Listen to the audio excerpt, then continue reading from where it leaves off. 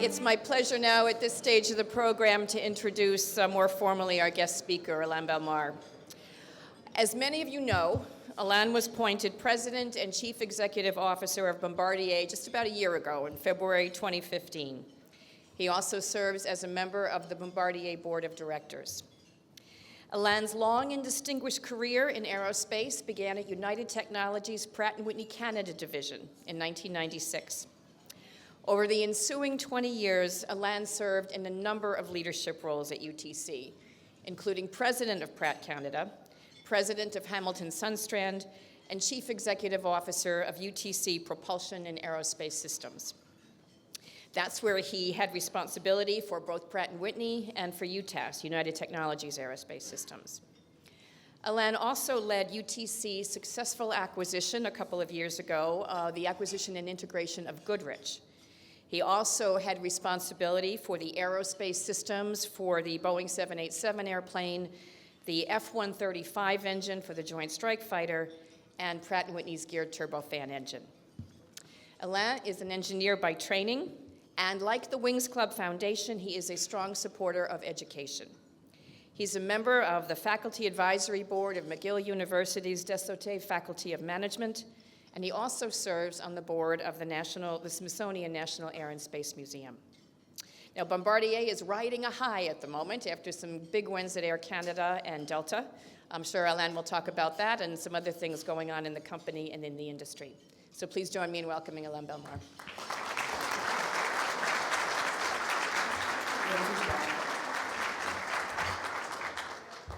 Well, good afternoon, everybody. It's a pleasure to be here. I was just thinking, I have this script here, it's full of secrets. And then I was sitting next to Jean-Rosan Vallon, Dassault, and then I saw Mark Byrne, Gulfstream, so I'm changing the script. So I'm not going to change, but it's great to be here with you, and great to see so many friends, real friends, and customers, and partners, and competitors. So it's a small world. Not that long ago, I was working very closely with many, many of you, and now I'm competing with some of you. So you never know where life brings you. First, I would like to start today by recognizing and thanking the officer and members of the Wings Club for more than 7 decades of supporting the aerospace industry.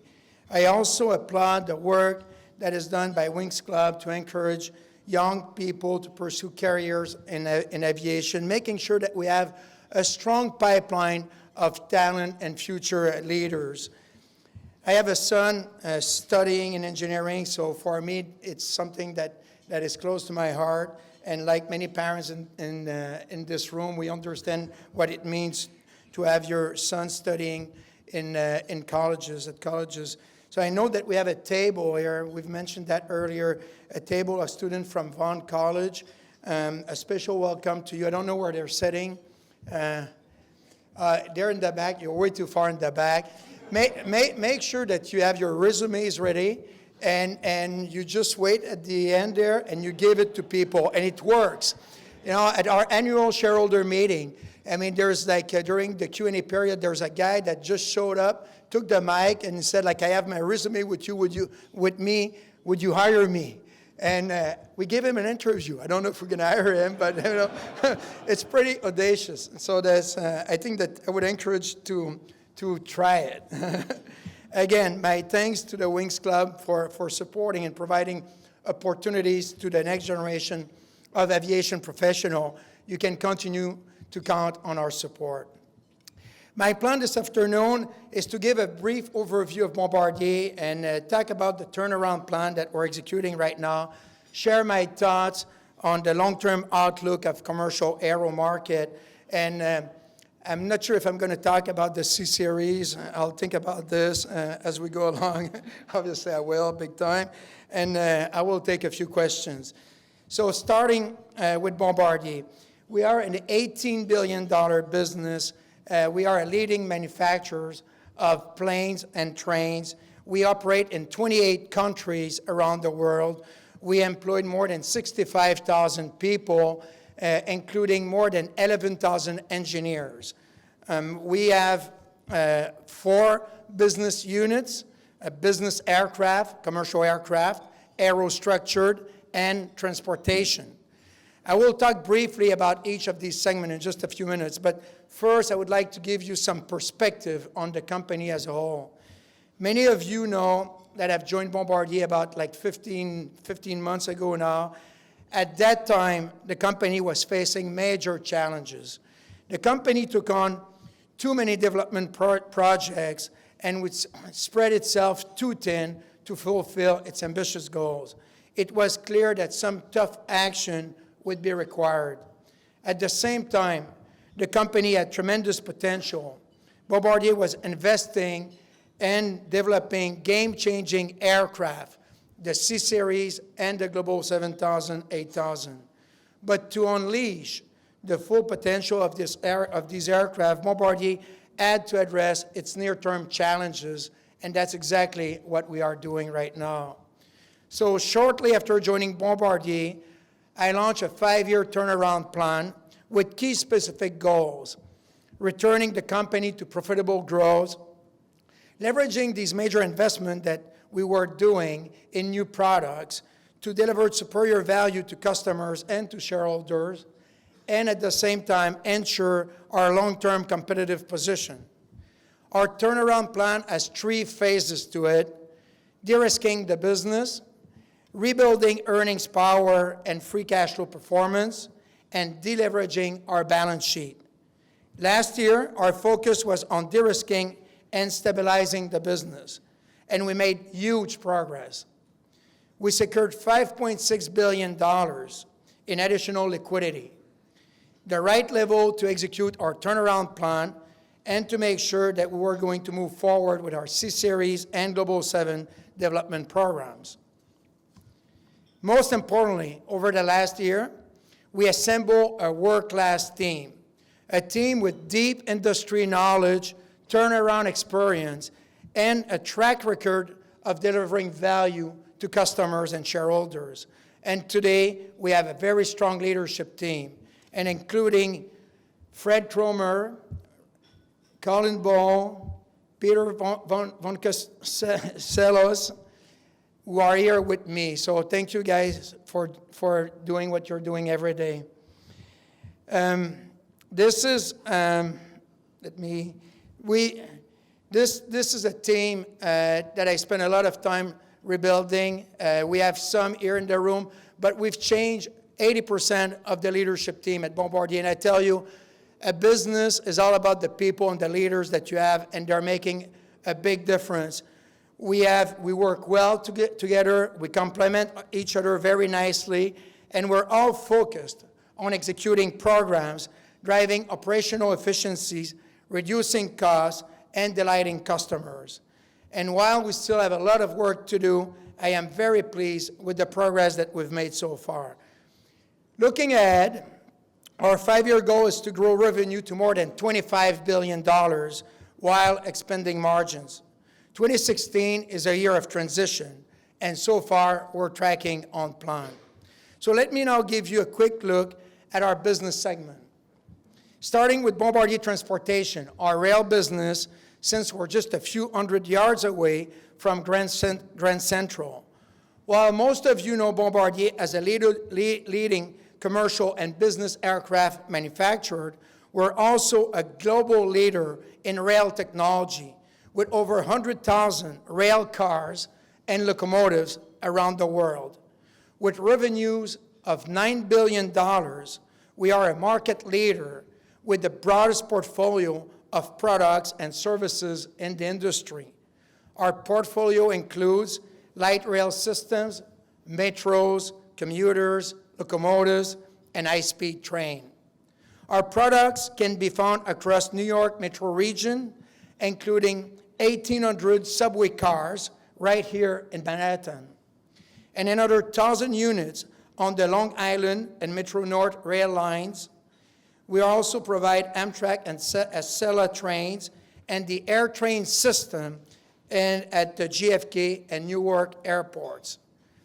Similar to our aero business, the long-term growth potential of the rail business is very strong, and it's largely driven by some mega trends: urbanization, a growing middle class, and also the need to connect people more efficiently. The New York City area is also an important region for Bombardier business aircraft. Over the past years, Teterboro has led the country for departure and arrivals for charter, fractional, and general aviation flights. In the near term, the business jet market continues to look challenging, especially in emerging markets, and this is why we took our production rates down last year. Longer term, we see strong growth potential, and our 10-year delivery forecast predicts roughly 9,000 business aircraft valued at almost $300 billion. And of course, the biggest driver of that growth will be GDP and corporate earnings growth. At Bombardier, we have the best business aircraft franchise in the world. So I'm sorry, Mark, and sorry, Jean. And I really hope that you're going to win this.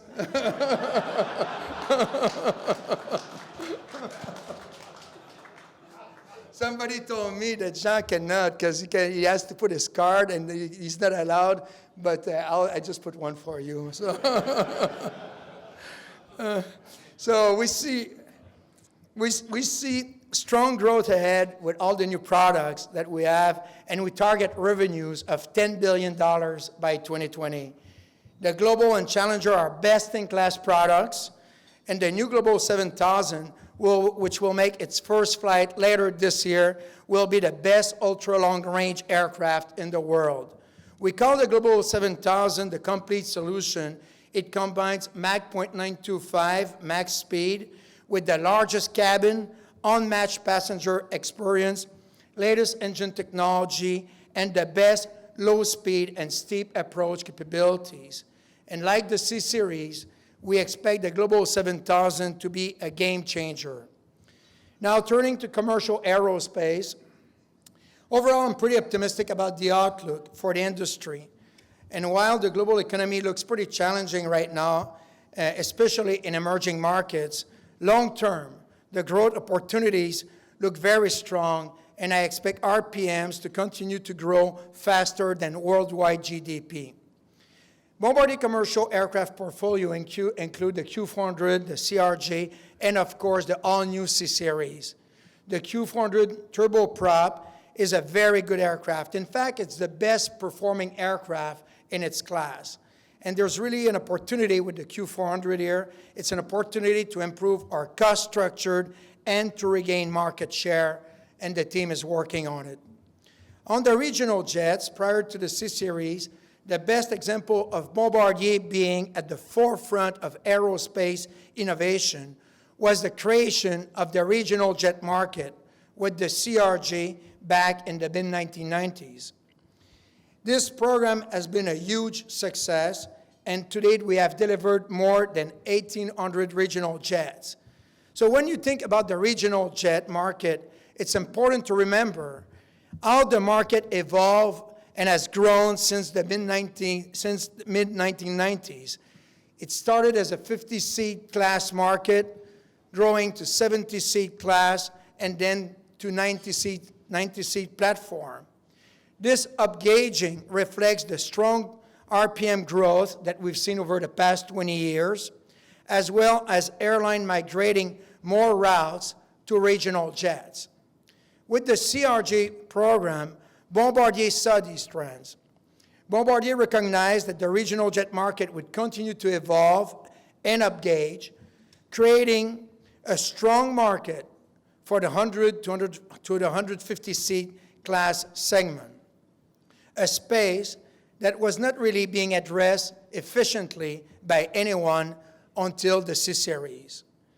We project that the market size for this aircraft, 100 to 150-seat class, is about 7,000 aircraft over the next 20 years. And again, the C-Series has been specifically designed for this market. So where are we with this game-changing aircraft? First of all, the program is on schedule. The C-Series will enter commercial service on July 15 with Swiss. The route is Zurich to Paris, and the flight is completely sold out. So if you want tickets, you can ask Fred. I think that he's got 5 in his pockets. Second, we are very confident that the C-Series will exceed all of its performance and reliability target. We are right now totally committed to delivering an amazing experience to customer. We have the right plan in place, we have the right resources in place, and the right team in place to ensure a flawless entry into service. Third, with the certification of the aircraft now done and entry into service approaching, we are seeing good momentum and strong campaign activity. Fred, Colin, and the team are very busy right now. And finally, winning the Delta order really changed the game. It validated the value that the C-Series would provide to customers, the lowest operating cost, the greatest cabin comfort, and the most environmentally friendly aircraft in its class. Bottom line, the C-Series is just a superb aircraft, the best performing aircraft in the 100 to 150 seat class. We now have a marquee customer list: Swiss Lufthansa, Air Canada, Korean Air, and Delta. So we have strong momentum. I would like to close my remarks today with a few words about something that is at the core of Bombardier and also at the core of our industry. That is our commitment to innovation. Some of you may not know that Bombardier was founded in a small repair shop in Quebec by Joseph Armand Bombardier. His invention, the snowmobile, was born out of necessity. It created faster transportation so that life-saving medical care could be provided despite the harsh condition that we have in winter in Quebec. And since then, a commitment to innovation, a drive for progress, a willingness to make bold moves have allowed the company to become a global leader in aerospace and rail transportation. I joined Bombardier 15 months ago because I believe in its future, and I believe in its commitment to innovation. The type of innovation that we do in our industry involve large, complex engineering projects over a very long period of time, and it requires courage, passion, and discipline. And because these investments are large, innovation is not without risk. I think that everyone here in the room would agree with me that innovation has been a key driver of growth in our industry since its inception, and that the future opportunities for innovation in aerospace are truly limitless. This is obvious when you look at the advancement over the past few decades. Advancement like the retractable landing gear, the air-cooled radial engines, gas turbine engines, cabin pressurizations, better avionics, composite, fly-by-wire, just to name a few. And while our industry does a great job recognizing achievements in aerospace with trophies, awards, and banquets, I believe that we can do much better in terms of supporting companies while they are taking the risk necessary to drive innovation. It is the great paradox of our industry. We all recognize that innovation does not come without risk. We all know that our industry would never advance beyond its current state if we were not willing to take risk. And of course, when we do take risk, setbacks do happen to us and to everyone in the industry. And yet, these setbacks are rarely characterized as evidence of a company pushing the envelope to provide the maximum value. Look at the GTF engine. When Pratt launched the GTF, there were many skeptics, people worrying about the gearbox. Would it be reliable? Would it be too heavy? But Pratt saw the potential. They believe in the technology, and they had the courage to develop it. And today, we are glad they did. The engine is playing a big role on the C-Series in terms of better noise, fuel burn, and emission performance. Another great example, skepticism about the feasibility of the CRJ was widespread when we launched the program.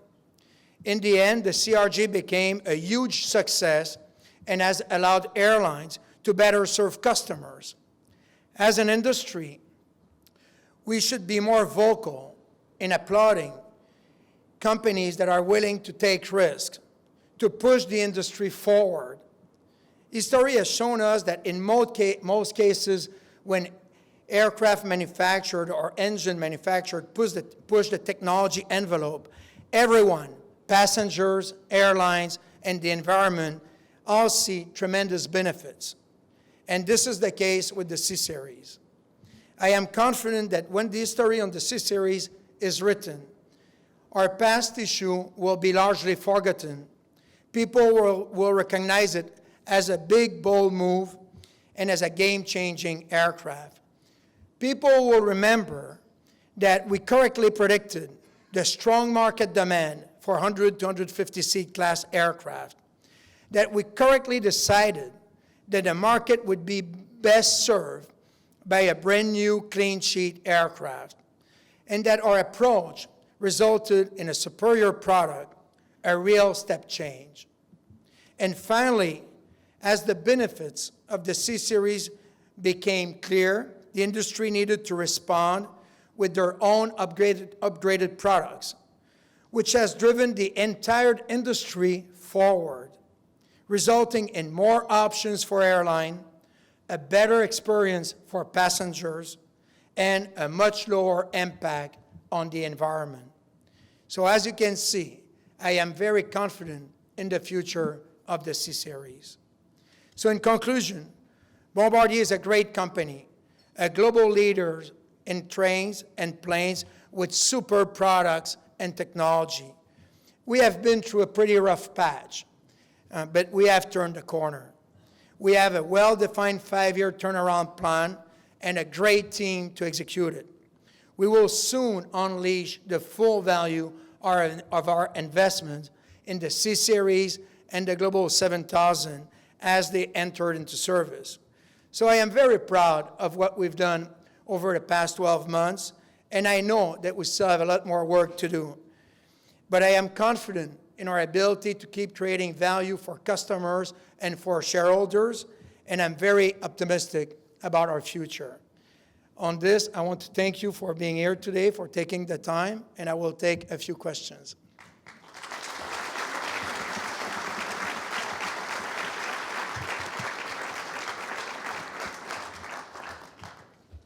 Okay, what questions do we have out there?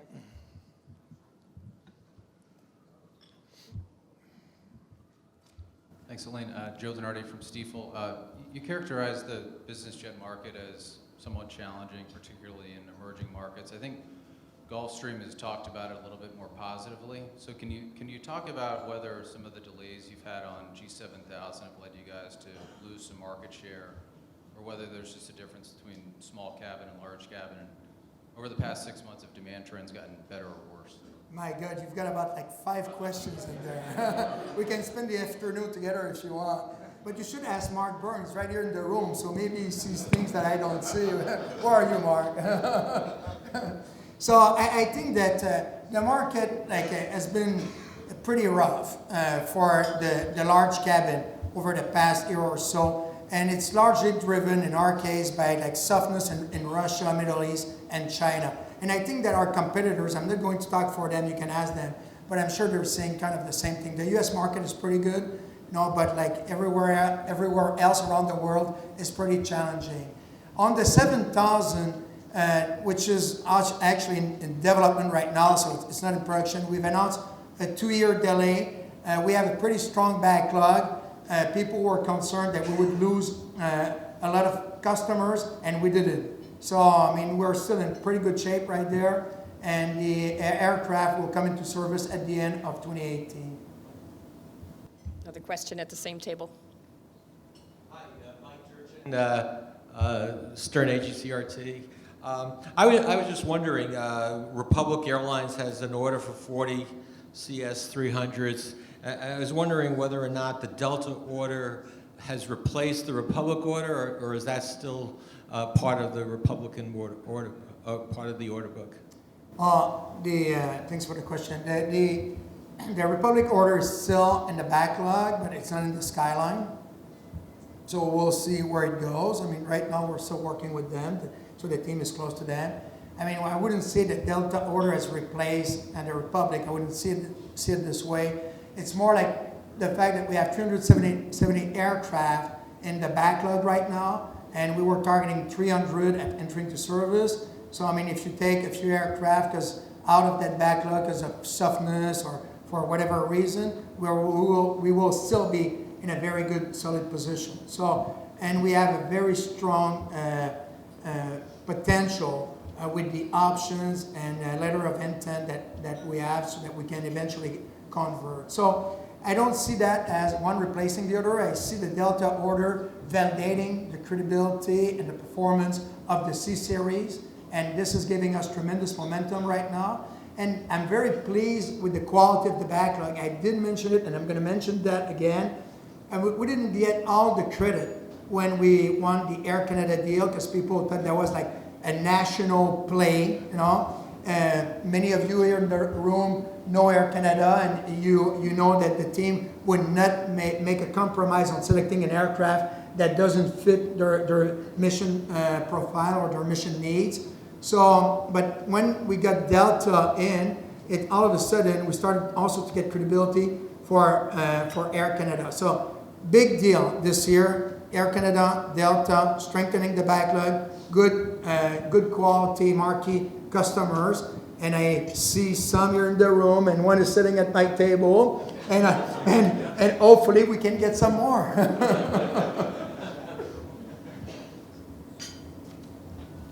Anyone else? One of our students? Hi, I'm Otha. Nice to meet you.